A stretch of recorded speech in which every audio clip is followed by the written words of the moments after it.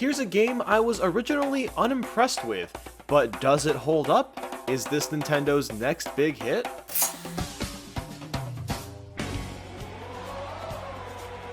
So here we have a fighting game like nothing we've ever really seen before. ARMS pits 2 to 4 characters in a ring to duke it out, the last one standing wins. The gimmick here is that every character, outside of Twintel, has stringy arms that can be extended to far lengths. Twintel uses her hair, but the concept is still the same. Not only that, but there's several types of fists at your disposal, which range in different methods of attacking. You'll find normal boxing gloves, but there's also boomerangs, fists that shoot missiles, shields, party poppers, and the list goes on and on. The sheer variety of fists that you can use is pretty insane, but each character only starts with 3. You can unlock every fist for every character, but you're gonna have to play the game quite a bit to accomplish this. The objective is to collect coins by playing through Grand Prix, Versus Mode, and online matches. Once you have enough coins, you'll proceed by playing a minigame that requires you to hit targets as quickly as possible, while timers and the new fists that you want pop up for grabs. I wish it wasn't so complicated to unlock all the fists, but I appreciate the extra thought. There seems to be some inspiration in the same vein that trophies are unlocked in Smash Bros. For Wii U. The difference though is that the trophies aren't very important, while these fists are vital. So that's the basics for what ARMS is in general. In terms of control, there's multiple methods available. ARMS heavily promotes using motion controls by holding one Joy-Con in each hand. Surprisingly, the controls are really responsive after taking some time to get used to it. But even with that, I never felt like I had total control of my character. Now, granted, perhaps I haven't used them enough, but I played ARMS for about 3 or so hours with the motion controls, and there was lots of moments when my punches wouldn't register, or a throw would register when I was trying to block. And that's why I'm happy a traditional control option is available. You can play this with the Joy-Cons in the grip, on the tablet, with a Pro Controller, and if you're sadistic, with one Joy-Con sideways. It would have been nice if we could change our button inputs too, but now I'm just getting nitpicky. From the outside looking in, ARMS only has 2 attacking options, punching and throwing, and you can block. Hearing that may lead you to the assumption that this game is extremely simplistic, but that is so far from the truth. The amount of depth and complexity is something that I can see the more passionate players really appreciate. Like I've said, there's a variety of different fists you can equip. You can swap in and out 3 of them per game. Each fist has varying attack strengths and speed. Since your arms are stringy, you can change the direction of your punch on the fly. Plus, each character has special attributes. Ribbon Girl can jump multiple times, Twintel can slow down time while hovering in the air, Helix can squish to the ground, etc. On top of all of that, each fist has elements like fire, electricity, wind, ice, and so on.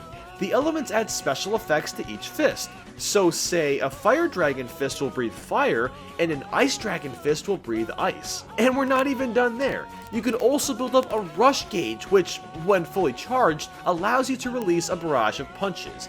It's going to be very interesting to see which characters and fist combinations end up being the most optimal to use in competitive play. ARMS is all about mind games, really. Outside of the Grand Prix and normal matches, there's also a few extra modes thrown in.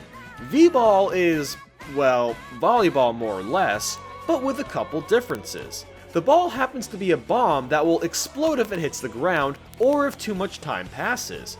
You can set up the ball for a spike if you hit it with both arms too, so there's some strategy in when you want to strike the ball. I found this mode to be pretty fun, but I can't personally see myself playing it for long periods of time. Next is Hoops. It's one of the funniest game modes in a video game I've seen in a long time. The goal is to score 10 points, but instead of using a basketball, you dunk your own opponent. I especially love the swish sound effect whenever you score the points too. Something about this whole scenario just cracks me up, but again, I feel like the novelty of this mode will wear off over time. My favorite game mode outside of the main game is Skill Shot. The goal here is to just punch through as many targets as possible.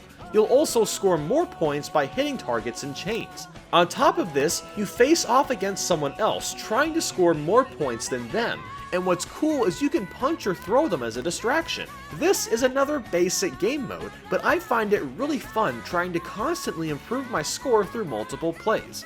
And last, we have 1 on 100.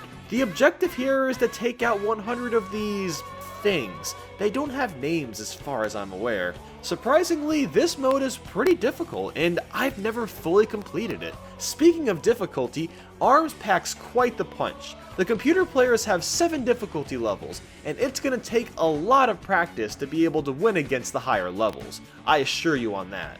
Overall, there isn't a whole lot of single player content. There's enough here to keep you occupied for a couple weeks, but not much longer. But you know, that's okay, because this game was mostly built for online and local play. You can play party matches, which sets you up with fun matches that cycle through the game modes. You can also unlock ranked match for more serious matches, but you have to complete level 4 from one of the characters first on Grand Prix. I'm really bad at this game, so I have yet to unlock this. You can also play with friends only online, and there's a local play that supports up to 20 people. Unfortunately, I wasn't able to test out local play for this review.